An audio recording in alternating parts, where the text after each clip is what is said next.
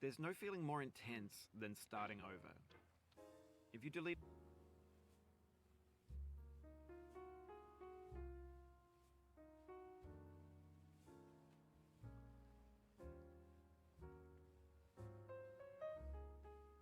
your homework the day before it was due, as I have, or if you left your wallet at home and you have to go back after spending an hour in the commute. If you won some money at the casino and then put all your winnings on red but it came up black. If you got your best shirt dry cleaned before a wedding and then immediately dropped food on it. If you won an argument with a friend and then later discovered that they just returned to their original view. Starting over is harder than starting up. If you're not ready for that, like if you've already had a bad day, then what you're about to go through might be too much. Feel free to go away and come back. I'll be here. Alright, thanks for coming with me on this trip. I'll understand if you have to take a break at any point. Just find a safe place to stop and quit the game. And don't worry, I'll save your progress, always, even your mistakes. This game is a homage to a free game that came out in 2002, titled Sexy Hiking. The author of that game was Jazuo, a mysterious Czech designer who was known at the time as the father of B games. And B games are rough assemblages of found objects. Designers slap them together very quickly and freely, and they're often too rough and unfriendly to gain much of a following. They're built more for the joy of building them than as polished products. In a certain way, Sexy Hiking is the perfect embodiment of a B game. It's built almost entirely out of found and recycled parts, and it's one of the most unusual and unfriendly games of its time. In it, your task is simply to drag yourself up a mountain with a hammer. And that act of climbing, in the digital world or in real life, has certain essential properties that give the game its flavor. No amount of forward progress is guaranteed. Some cliffs are too sheer or too slippery. And the player is constantly, unremittingly in danger of falling and losing everything.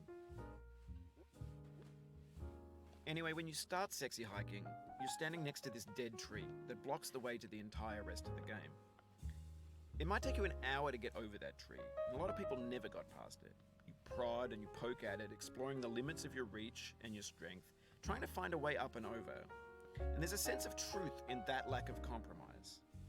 Most obstacles in video game worlds are fake. You can be completely confident in your ability to get through them once you have the correct method or the correct equipment or just by spending enough time. In that sense, every pixelated obstacle in Sexy Hiking is real. The obstacles in Sexy Hiking are unyielding, and that makes the game uniquely frustrating. But I'm not sure Jazuo intended to make a frustrating game. The frustration is just essential to the act of climbing, and it's authentic to the process of building a game about climbing. A funny thing happened to me as I was building this mountain. I'd have an idea for a new obstacle, and I'd build it, test it, and it would usually turn out to be unreasonably hard. But I couldn't bring myself to make it easier. It already felt like my inability to get past the new obstacle was my fault as a player rather than as a builder. Imaginary mountains build themselves from our efforts to climb them, and it's our repeated attempts to reach the summit that turns those mountains into something real. When you're building a video game world, you're building with ideas, and that can be like working with quickset cement. You mold your ideas into a certain shape that can be played with, and in the process of playing with them, they begin to harden and set until they're immutable, like rock.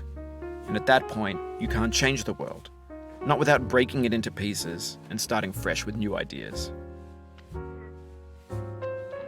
For years now, people have been predicting that games would soon be made out of prefabricated objects, bought in a store and assembled into a world. And for the most part, that hasn't happened, because the objects in the stores are trash. I don't mean they look bad or that they're badly made, although a lot of them are. I mean they're trash in the way that food becomes trash as soon as you put it in the sink. Things are made to be consumed and used in a certain context, and once the moment is gone, they transform into garbage. In the context of technology, those moments pass by in seconds. Over time, we've poured more and more refuse into this vast digital landfill that we call the internet. It now vastly outnumbers and outweighs the things that are fresh and untainted and unused. When everything around us is cultural trash, trash becomes the new medium, the lingua franca of the digital age. And you can build culture out of trash. But only trash culture. B games, B movies, B music, B philosophy. Maybe this is what digital culture is. A monstrous mountain of trash, the ash heap of creativity's fountain. A landfill with everything we ever thought of in it. Grand, infinite, and unsorted. There's 3D models of breakfast, Gen X's fanfic novels, scan magazines, green screen Shia LaBeouf, banned snuff scenes on LiveLeak. Facebook's got lifelike bots with unbranded adverts and candid shots of Kanye and Taylor Swift mashups, car crash epic failed GIFs, Russian dashcam vids, discussions of McRibs, discarded, forgotten, unrecycled, muddled, rotten, untitled. Everything's fresh for about 6 seconds, until some newer thing beckons and we hit refresh. And there's years of persevering, disappearing into the pile, out of style, out of sight. In this context, it's tempting to make friendly content that's gentle, that lets you churn through it but not earn it. Why make something demanding if it just gets piled up in the landfill, filed in with the bland things? When games were new, they wanted a lot from you. Daunting you, taunting you, resetting and delaying you. Players played stoically. Now everyone's turned off by that. They want to burn through it quickly, a quick fix for the fickle, some tricks for the clicks of the feckless. But that's not you, you're an acrobat. You could swallow a baseball bat. Now I know, most likely you're watching this on YouTube or Twitch, while some dude with 10 million views does it for you.